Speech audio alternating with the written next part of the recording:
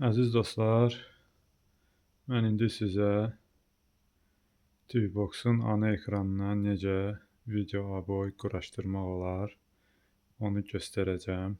İlkin olaraq Projective Launcher-i Tvbox-umuza qurmaq lazımdır. Ondan sonra Projective Launcher-in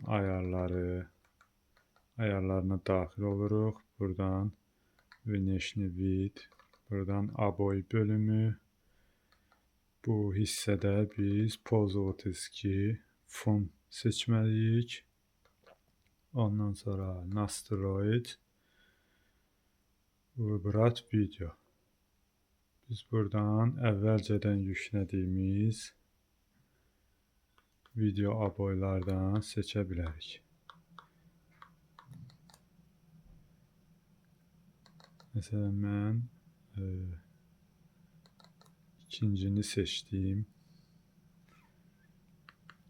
İndi görək ana ekrana qayıdaq, görək necə görünür. Görürsünüz ki, belə bir gözəl video aboy quraşdırıldı. İzlədiyinizə görə təşəkkürlər.